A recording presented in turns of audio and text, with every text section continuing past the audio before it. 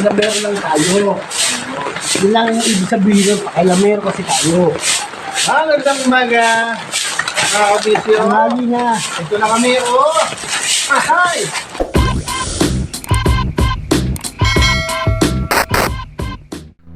Hello, magandang umaga sa inyo lahat, mga kabisi sa lahat sa larangan ng aming pagbablog.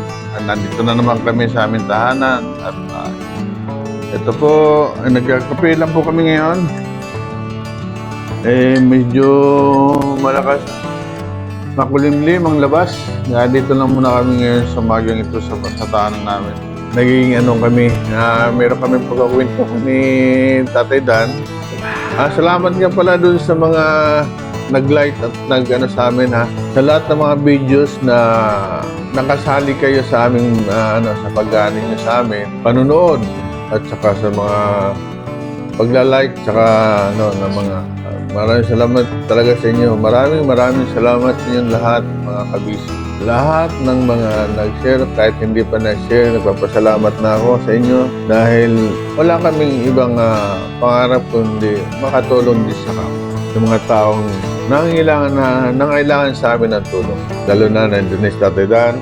Ang purpose nga namin dito sa aming lugar, manatiling tahimik, manatiling maayos ang mga kapaligiran, ang aming kasi minsan mga butas-butas yung mga patrok. Tinutulungan ho namin ang barangay. Namin dalawa nito Tatay Dan, kaysa ipaamot pa namin yung mga ang ginawa lang na namin, nagkusang loob na lang kami kasi kamera naman ang gumagamit Kami rin doon gumagamit sa kalsadang yan. Hindi naman yung barangay. Nag-ano lang kami. Kasi ito si Tatay Dan, baka tatakbo lang ito. Ayaw na nga mag-deputy. Ang magandang umaga po sa atin lahat. Papa Pitch and Tatay Dan Vlogs. Kami po yung humihingi ng suporta nyo sa pag-like and share. Pakipanood din na lang po ang aming mga videos, mga ginagawa namin pagtulong. Tapos sa puso po namin ang pagtulong namin. Para po hindi na, marami na rin po kasing problema ang barangay. Minsan po hindi rin nakakaya ng natin, ng namumuno. Dahil sa dami ng reklamo, mga hiling ng mga karsada. Kung kaya naman po ng residente na pagtulong-tulungan is pwede naman po akuin na lang ng residente. Ngayon, kung may matutulong naman po ang barangay, tutulong naman po ang ating buting kapitan at mga kagawad. Hindi naman po sila mahirap hingan o lapitan. Lagi pong nakalaan sila. Hanggang may budget po. Yan ang maganda. Yan ang maganda talaga kasi hindi na kailangan makakarating sa kanila, kundi yung sumatotal, yung imbis na makarating sa kanila, nakakadagdag ng problema sa kanila. Inaano na namin ina-adapt na lang namin kasi kami rin naman ang gumagamit. Yung sa kalsada, diyan dumadaan yung mga anak ko, diyan din na-disgrasya yung mga anak ko, diyan din na mimplang yung aking mga kasama yung apo ko. Kung tutusin po, inayos na rin po ng yan, butihin nating kagawad, Councilor Orlando Beliano. Ang problema nga lang po is may nag-deliver ng truck ng buhangin. Ayun, naatrasan, nagiba. Hindi po kaya ng karsada po yung truck ng buhangin. Mabigat yun Manipis lang po yung ng kalal ng pato. Kaya po, ayun, bumigay po yung lumusot yung gulong nila? Oo. Kaya na walang nakakita na walang nakapag na, oy, meron ba? Ang problema tinakbuhan. Walang maglakas loob na sitahin. Kasi dahil sa tungkol dun sa kung ako naman ang makakita nun, pagbabayaran ko sila. O kaya, hindi ko naman sila pagbabayaran. Hihingan ko lang sila ng... Ano, buhangin? Syempre. Buhangin na. So, tayo na lang, ang pagbabayaran natin kasi, pati yung labor materialis, masasagot natin sa kanila eh. Kumbaga, Oo. hihingan lang natin, hindi nila natin sila pagbabayaran, hihingan lang natin sila ng mga materialis na pang... Paano yun? Halimbawa, driver lang sa pinante ang nakaano doon. Hindi, sagot ng ano yun pare. Hardware. Oo, dahil kasi ano nila yan eh, trabahador nila yan. At saka, Dito sila kumikita din. oo. Parang si, katulad ng si Nanay Sophia, Ano, Sophia, oo. ang laki ng naitulong dito niyan noon. Si Nanay Sophia. Nung kalakasan pa lang si Nanay Sophia. Halos lahat ng bahay dito, ang order kay Nanay Sophia. Ayan po mga kabisi, napakasarap pakinggan ang mga taong tumutulong sa mga taong naghihirap. Pero magamat likas na talagang kahirapan dito sa Pilipinas, sa mga tao dito tulad namin, na hindi kami magtataga na magbablog dahil kumbaga para sa akin naman, ang inano ko, napakasarap talagang tumulong na bukal sa kalooban mo, sa puso mo. Na walang yung kapalit. Wala lang. Alam mo ka, busy sa totoo lang. Kami kasi yung nauna dito sa lugar na to. Wala pa tong wala pa tong mga bahay dyan Wala sa... pang mga bahay. Pero makikita, napakalungkot nun. Ngayon, masaya dito ngayon. Kasi naandang mong makitang bahay. Dati parang masinlo pa. Tumingin ka ron sa lugar Pero namin. noon, kahit walang bahay pare, masaya pa rin.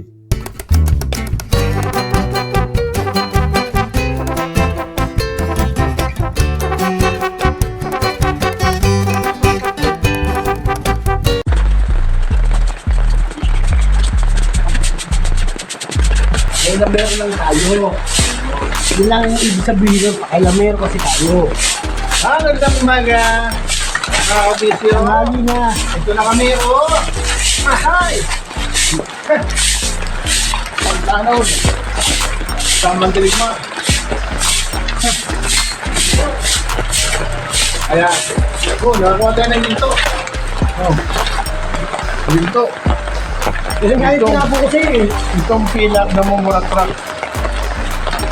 Yung ano to, nasa kumbag sa Ulubila, no? Sumutar yan. Oo. Ito, pwede to. Wala yan. Ha? Wala yan. Wala na, okay. Matimbang na yan. Kasaway na yung barangay. Barangay ito, kasaway. Ano bang luwa nito?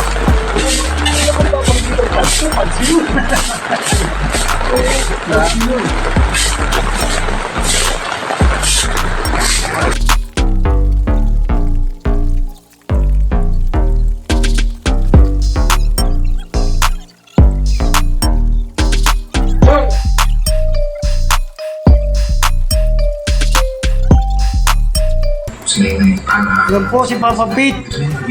Naghuhugas ng pinggan.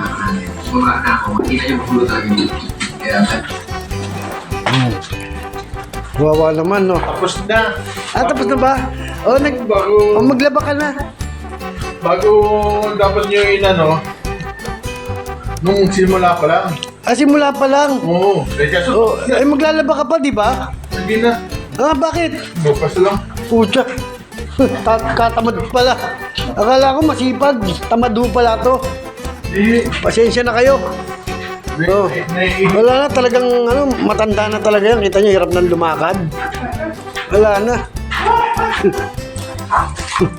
Kaya parang may magkakagustong babae. Pucha, iika-ika na. Hindi na makalakad ng tuwid. Dahan-dahan na kung lumakad. Kulang ka lang sa practice. Pasensya na ako kayo at medyo magulo pa. Bahay ni Papa Peach. Huwag na natin kuhanan sa nasa CR eh. Masakit daw ang hita niya. Napagod. Ganun talaga pagka matanda na. Magandang hapon po sa inyo lahat. Nandito po kami sa bahay ng aking anak. Nandito kami. Lakad lang ang gagawin namin, hindi pala jogging. Kasi baka mamaya, Kawawan ng matanda. sumakit yung tuhod namin. Ano kami mga matanda na. Pero, sos. Lahat ng aray inaabot na. Paano kasi mga abusado? Abusado sa katawan eh. Pag kami naggaya, paano? Alam mo ba, napakasarap kasi pagka nagyaya. Ano? Sa bagay, Suwabe. swabe. Swabe daw. Pag kami naggayaya. Suwabe. Dahil alam mo ba naman, kahit ang sakit ang katawan mo, basta nakatulong ka sa kapwa, Napakasarap sa pakiramdam. At hindi naman tumatagal yung sakit ng katawan. kumain ka na ng sili, at bigyan mo na kalamansi, Pwede na. pwede na! La la la! Yes! Ay, mga kaibigan, na magandang hapon sa inyo lahat. Hapon po at hapon, paggabi na po kami. Paggabi na po. Ito na po yung aming mga kulitan at saka sa aming samahan na walang humpay at mga magandang mga gwapo. Kahit lolo na, gwapo pa rin. Sino pa magsabing pangit sa atin? Di, bugbog na yun. Malamang, magugulpi. Gugulpihin ng ano, Ng kurot. ng halik. Ng kurot. Sa bulutan mo pa. Ay, nako, napakainam ni Ray. Alay, mga kabise, kayo po ay pag napanood nyo kami, ay masisiyahan kayo. Sari-saring store na aming gagamitin. Sana, Na-stroke na nga rin ako. Pero mahirap kasi pagka mas masaya ka.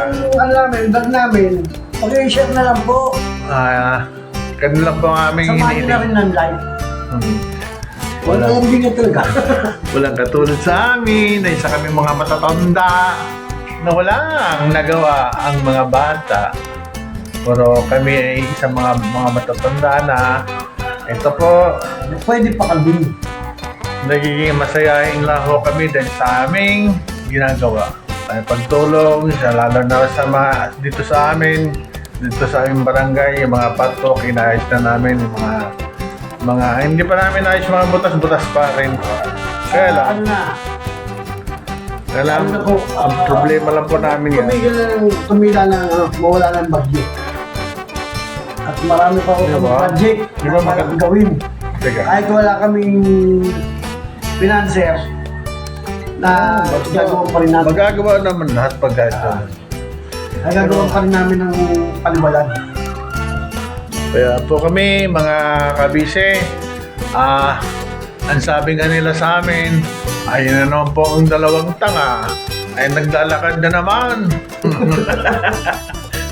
Sabi namin, sige lang, kahit kami saan tawagin yung mga tanga lamang, kaysa mamurisyo kami. Mas maganda na po ang ginawa namin na hindi kami parati sa ano. Kaya po kami mga kabisi, huwag niyong kaligtaan at subaybayan ng aming si Papa Pete sa si Tatay Dan. Sa hapong ito, nandito lang kami sa loob ng pamamahay namin. Hindi kami makalabas dahil umulan po. Basta na kami kanina, nag-ayos kami ng mga kanal-kanal dyan na mga bara-bara. Mamaya, subok po ang rayuma namin. Malamig lang kami ng todo. Aray ko po. Kung sino pa yung may mga bara-bara kanal dyan sabihin nyo sa amin. Kaya namin sumundot ng kawayan. Pura kawayan lang yung susundot din namin yan. Kita mo, bumulusok agad yung basura. Maradong kanal nyo. Lilinisin namin. Daming daming basura. Oo, mas marami basura kaysa sa buhangin. Yung isa naman, mas marami buhangin kaysa sa basura. Pero hindi na tayo kailangan kumuha ng buhangin. May mga buhangin na rin sa... Oo, meron. Kaya nga, binukod ko yung ano eh. Yung mga basura eh. Kaya po kami mga kabisit. Kami po ay mga may mga edad. At ito pong ginagawa namin. Madalas pag kwentuhan lang dito sa bahay. Kape-kape. Kape-kape lang kami. Pero pag ito ang ginagawa namin. Pag naisipan naman magtrabaho. Kulitan. Kaya po mga kabisi, maraming salamat sa hapong ito. Kami po ay isang matulog mga kaibigan. Alam niyo ba, kami ay bihasang-bihasa na sa pagsundo ng mga kanal. Ko. Alam niyo ba mga kapatid, dito sa amin lugar, Papa Pete and Tatay Dan, kalikot. Portion. lahat Kalikot ka na. lahat talaga kinakalikot. mga kabisi, kung sino pong mga ano dyan, ay pwede namin gawin ang trabaho na. Kalikutin namin yung kalan nyo. Kanan sama, no? Ang sama ng kanan. Kalan nila. Yung dinadalo yan ang tubig nila. Gano'n. Ay, pasensya na. Ito ako'y even-minded eh. Parang ibang kalan natin. Ano eh. Alam mo ba, Bakit eh? napakahirap kaya. Okay. Magandang hapon ulit sa inyo. Kami magpapaalam na po sa inyo ng hapon ito. Si Papa Dan, saka si Papa Pete TV. Nandito lang po kami sa aming tahanan at wala kami doon sa sa aming tambayan. Dito lang po Wala sa pa taniman. kaya po magandang hapon. Pete. I love you all.